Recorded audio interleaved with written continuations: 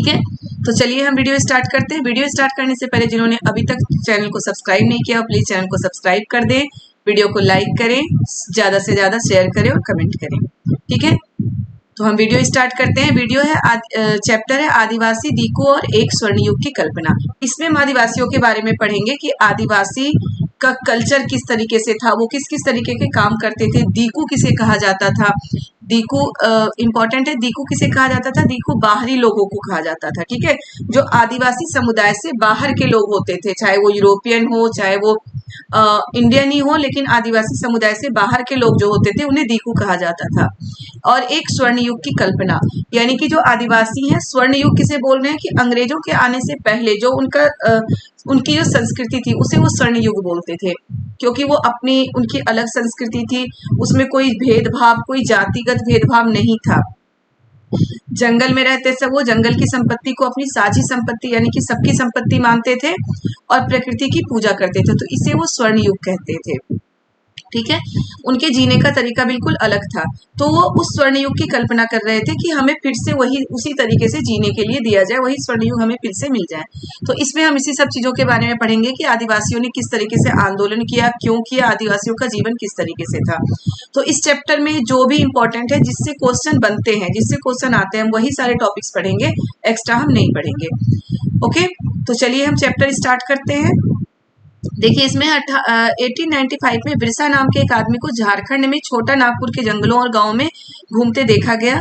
लोग कहते थे कि उनके पास चमत्कारी शक्तियां हैं, वो सारी बीमारियां दूर कर सकता है और अनाज की छोटी सी डेयरी को कई गुना बढ़ा सकता है।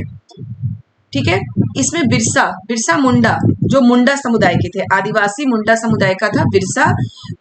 अलग अलग समुदाय होते हैं आदिवासियों में, तो मुंडा समुदाय का था बिरसा, जिसका पूरा नाम है बिरसा मुंडा।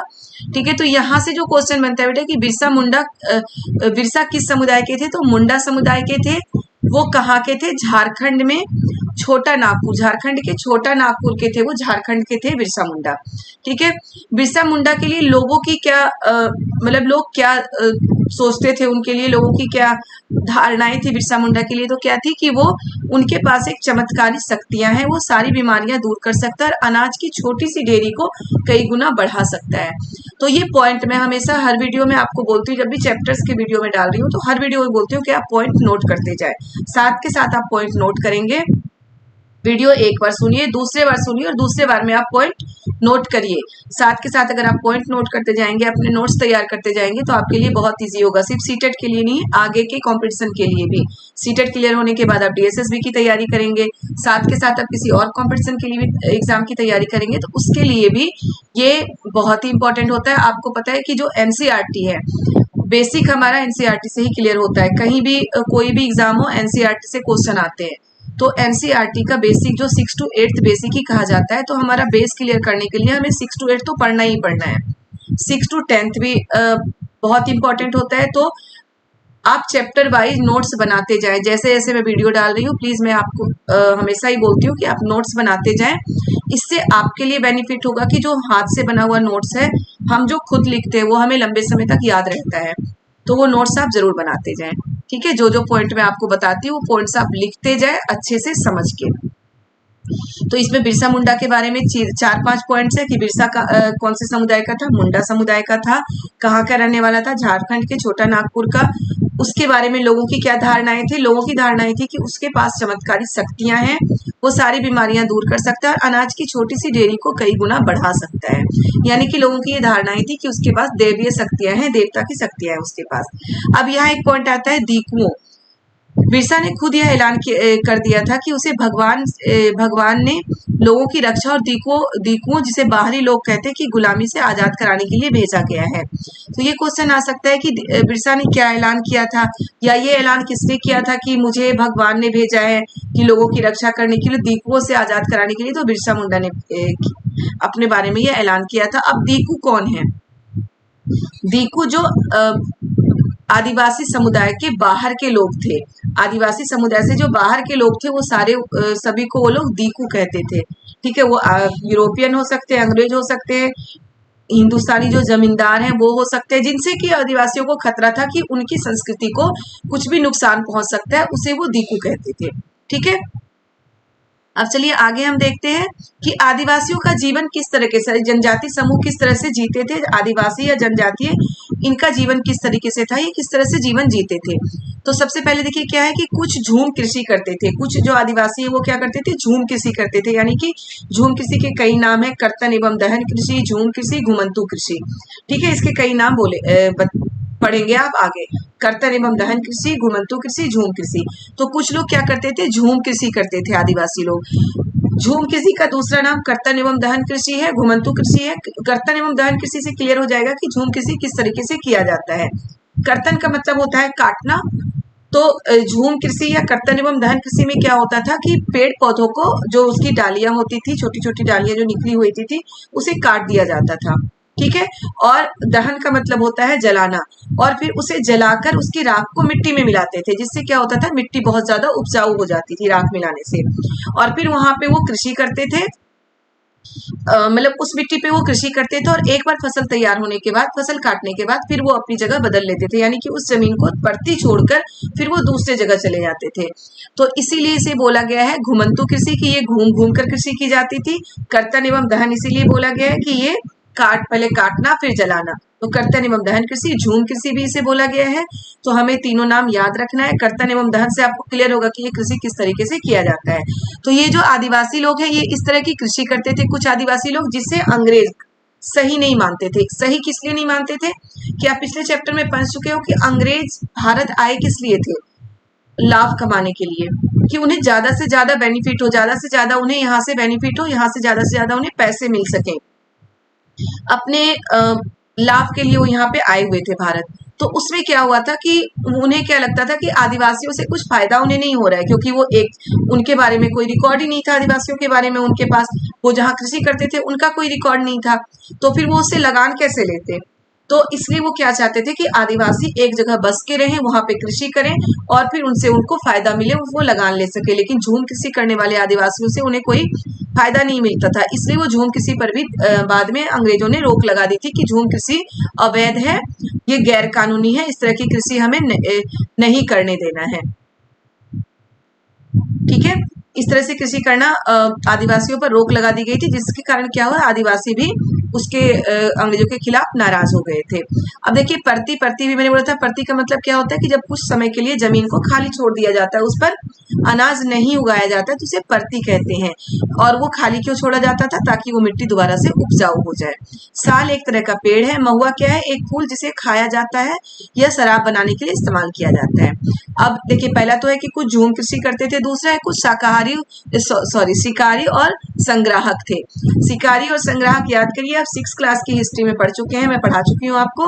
शिकारी और संग्राहक का मतलब क्या होता है, शिकारी का मतलब क्या होता है कि जंगलों से जानवरों का शिकार करके अपना जीवन यापन करते हैं, या फिर संग्राहक क्या होता है कि जो सामान इकट्ठा करना, वो जंगलों से ही सामान इकट्ठा करते हैं, उसे संग्राहक कहते हैं। ठीक है, संग्राहक में बहुत सारी चीजें इकट्ठा कर सकते हैं, जैसे कि पेड़ पत्ते, जिससे पत्तल बनता था पहले, पत्ते हो गए, फूल फल, बहुत सारी चीजें वो इकट्ठा करते थे, लकड़ी इकट्ठा करते थे, और उसके बदले में वो अनाज कहाँ से लाते थे, क्योंकि सिर्फ फल और पत्ते खा के तो कोई जीवित नहीं रह सकता।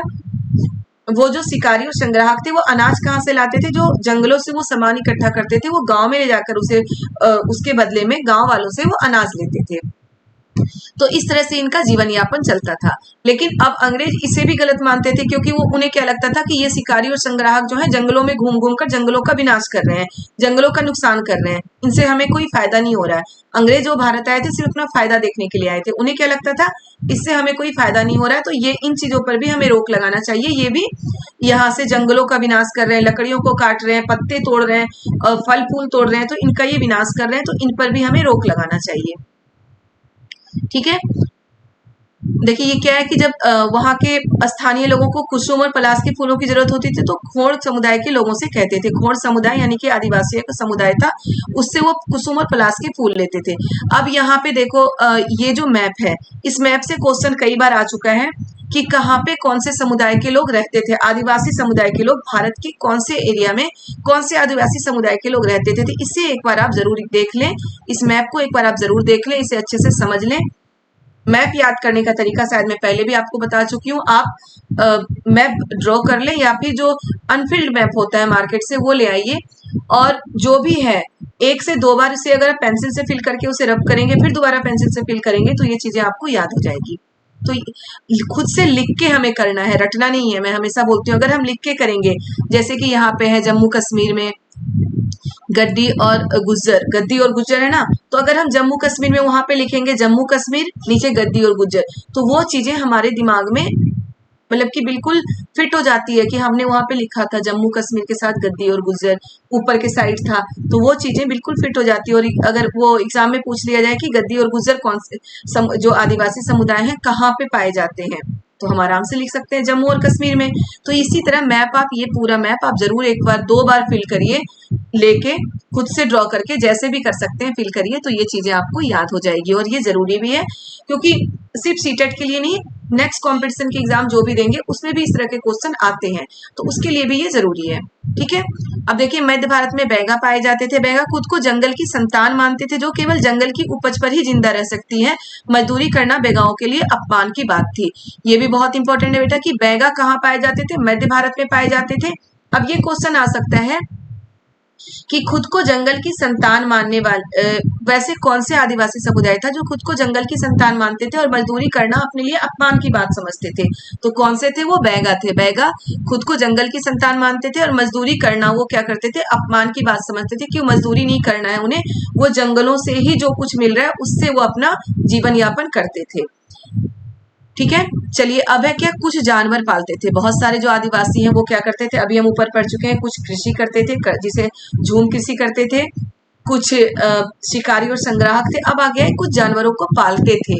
ठीक है, तो कुछ क्या करते थे, जानवर पालते थे, और वो जानवर मवेशी पालते थे, और मवेशियों के कारण वो स्थान परिवर्तन करते थे। मान लो जो पहाड़ों पे पाए जाने वाले आदिवासी हैं, वहां पे जो मवेशी वो पाल रहे थे वो सर्दी और गर्मी के मौसम के हिसाब से स्थान परिवर्तन करते थे। या ज्यादा ठंड हो गई तो पहाड़ों पे बर्फ जम जाता था। जम्मू कश्मीर में रहने वाले जो गद्दी और गुज्जर है, वहां पे बर्फ जम जाता था, तो वो अपने मवेशियों को लेकर नीचे की तराई स्थलों में आ जाते थे, और फिर ठंड कम होने के बाद वो ऊपर चले जाते थे। तो इस तरह वो अपने मवेशियों के कारण स्थान परिवर्तन करते थे, मवेशियों के भोजन के कारण। ये क्वेश्चन भी आ सकता है कि जो चरवाहे समुदाय के आदिवासी थे वो अपना जगह परिवर्तन क्यों करते थे? तो मवेशियों के भोजन और पानी के कारण, चारे और पानी के कारण वो जगह परिवर्तन करते थे। ठीक है, और वो झुंड में, देखिए भैंस के झुंड पालते थे, भैंस मतलब गाय और भैंस के झुंड पालते थे। कुल्लू के गद्दी समुदाय के लोग गरेड़िए थे, और कश्मीर के बकरवाल बकरियां पालते थे।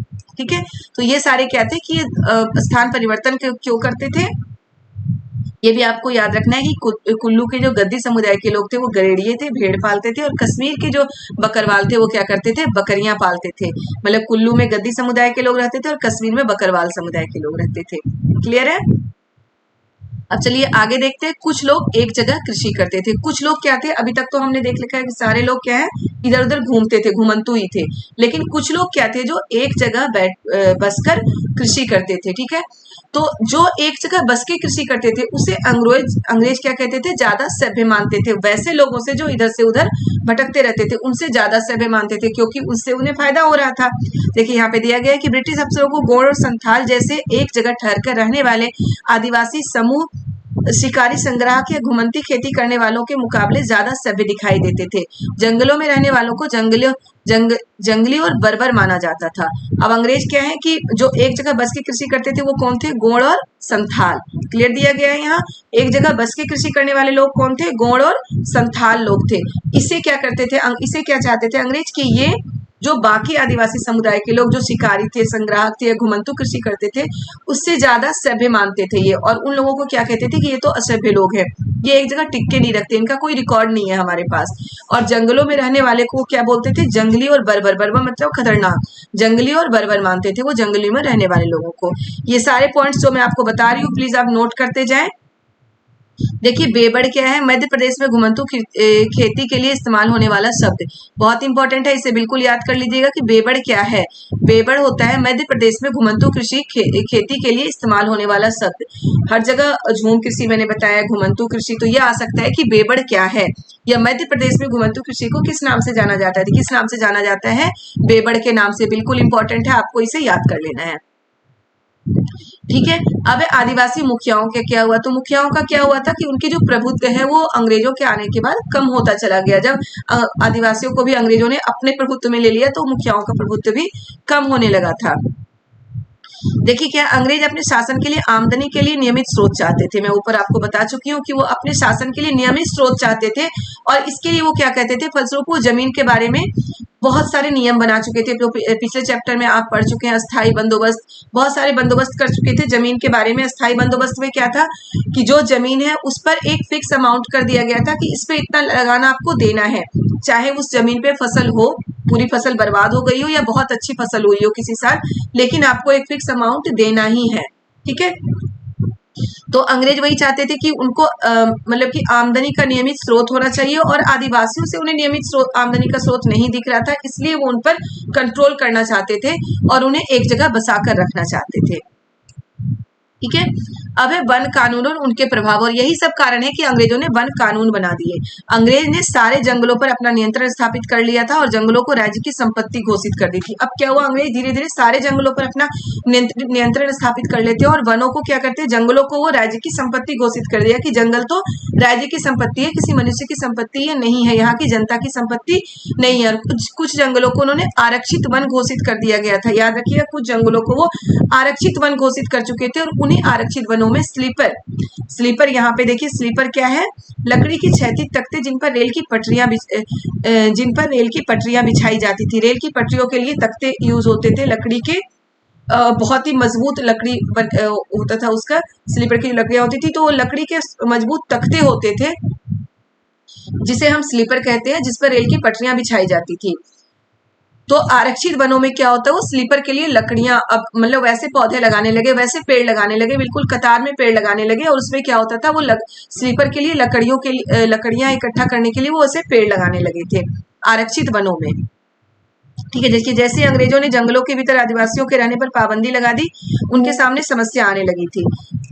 समस्या क्या थी कि जो स्लीपर्स के लिए जो लकड़ियां काटने ले जाने के लिए जो लेबर चाहिए था, वो लेबर उन्हें नहीं मिल रहा था, क्योंकि वो आदिवासियों से तो मजदूरी करवा रहे थे कि आदिवासियों से ही वो काम करवा रहे थे कि लकड़ियां काटना और उसे ले जाना। ठीक है, तो वो लेबर उसे नहीं मिल रहा था, इसके लिए उसने क्या किया, वन गांव बसा दिए उसने। यानी कि कुछ आदिवासियों को उसने ये छूट दे दी कि वो जंगलों के पास, जंगलों में एक किनारे में अपना गांव बसा सकते हैं, वो रह सकते हैं, लेकिन उस रहने के बदले, उस गांव के बदले उन्हें क्या करना होगा, उन्हें अंग्रेजों के लिए मजदूरी करनी होगी, वो स्लीपर्स की लकड़ियां काटनी होगी और उठा के फिर उन्हें लाद कर बाहर लाना होगा। और ये स्लीपर्स की जो लकड़ियां होती थी, ये अंग्रेज सिर्फ भारत के लिए यूज नहीं करते, ये इसे यूरोप भी बेचते थे। तो जो भी इसमें पॉइंट है बेटा, ये बिल्कुल नोट करते रहना। वन गांव क्या था, स्लीपर्स क्या थे, स्लीपर्स क्या होता है, आरक्षित वन क्यों घोषित किया गया, आरक्षित वनों में क्या था कि आरक्षित वनों में कोई भी बिना परमिट के नहीं जा सकता था। ठीक है, घुमंतु कृषि और फल इकट्ठा करना, मतलब कि जो संग्राहक थे, शिकारी थे, इस सब पर रोक लगा दी गई थी आरक्षित वनों में। ओके, अब देखिए ये आपको याद करना होगा कि 1906 में 100 ग्राम संगमा द्वारा असम में, और 1930 के दशक में मध्य प्रांत में हुआ वन सत्याग्रह इसी का उदाहरण। कि वन सत्याग्रह कहाँ पे कब हुआ था, 1906 में कहाँ पे हुआ था, 1930 में कहाँ पे हुआ था, ये थोड़ा सा आपको रटना पड़ेगा, याद करना पड़ेगा। ठीक है, अब देखिए आगे, अब आगे यही है जो आंदोलन हुआ था उसके बारे में है कि 1831 से 1832 में कोल आदिवासियों ने और 1855 में संथालों ने बगावत कर दी। मध्य भारत में बस्तर विद्रोह 1910 में हुआ और 1940 में महाराष्ट्र में वर्दी विद्रोह हुआ। क्लियर है, याद कर लीजिए। 1831 से 1832 में कोल आदिवासियों ने, 1855 में संथालों ने बगावत कर दी, संथालों ने 1855 में बगावत की थी। 1910 में बस्तर में विद्रोह हुआ था और 1940 में महाराष्ट्र में वर्दी में विद्रोह हुआ था। ये सारे आदिवासियों ने जंगल के जो कानून बनाए गए थे, वन कानून के खिलाफ विद्रोह किया था। तो ये आपको सीरियल नंबर से डेट लिख लेना है और याद करना है कि कहाँ पे क्या विद्रोह कब हुआ था, ये आपको याद करना होगा, क्योंकि डेट हमें थोड़ा सा रटना पड़ता है, तो ये आपको याद करना होगा। ठीक है, अब है बिरसा मुंडा। बिरसा मुंडा के बारे में मैं ऊपर आपको बहुत क्लियर बता चुकी हूँ कि बिरसा मुंडा कहाँ के रहने वाले थे, मुंडा समुदाय के थे, झारखंड के छोटा नागपुर के रहने वाले थे। इसके लिए लोगों की धारणाएं क्या थी कि इनमें दैवीय शक्तियां हैं और ये बीमारियां दूर कर सकते हैं, अनाज के छोटे से गट्ठर को बहुत बड़ा बना सकते हैं। और बिरसा मुंडा एक बार लोगों को जो कहता था, लोग वो मानने के लिए तैयार हो जाते थे, क्योंकि उससे वो दैवीय शक्तियों से परिपूर्ण मान रहे थे। ठीक है। 1895 पे बिरसा ने अपने अनुयायियों से आह्वान किया कि वो अपने गौरवपूर्ण अतीत को पुनर्जीवित करने के लिए संकल्प लें। बिरसा मुंडा जो बाहरी लोग थे, जिसे हम दीकू, ऊपर दीकू पढ़ चुके हैं, हमसे दीकू बोला गया था, उसके खिलाफ थे। वो चाहते थे कि अपनी संस्कृति को जीवित रखा जा सके, जिसे स्वर्ण युग बोला गया था, यानी कि पुराना जो स्वर्ण युग था उसे लाने के लिए वो बिरसा मुंडा के साथ थे सारे आदिवासी, क्योंकि अपनी संस्कृति को जीवित रखने के लिए। और उन्होंने ये संकल्प लिया था, अपने गौरवपूर्ण अतीत को पुनर्जीवित करने का संकल्प लिया था बिरसा मुंडा ने। देखिए, ये अंग्रेजों को बिरसा आंदोलन के राजनीतिक उद्देश्यों से बहुत ज्यादा परेशानी थी। यह आंदोलन मिशनरियों, महाजनों, हिंदू भूस्वामियों और सरकार को बाहर निकालकर बिरसा के नेतृत्व में मुंडा राज स्थापित करना चाहता था। अब याद रखिएगा कि बिरसा आंदोलन जो था, बिरसा ने जो आंदोलन किया था उसी को बिरसा आंदोलन बोला गया। बिरसा आंदोलन क्या चाहता था, बिरसा आंदोलन क्या था? तो बिरसा आंदोलन में क्या था? यह आंदोलन मिशनरियों, महाजनों, हिंदू भूस्वामियों और सरकार को बाहर निकालकर बिरसा के नेतृत्व में मुंडा राज स्थापित करना चाहता था। ये बिल्कुल क्लियर आपको याद रखना है। ओके। और लास्ट में बिरसा मुंडा की हैजे से मृत्यु हो गई थी, उसके बाद आंदोलन ठंडा पड़ गया था। तो ये चैप्टर हो गया है बेटा।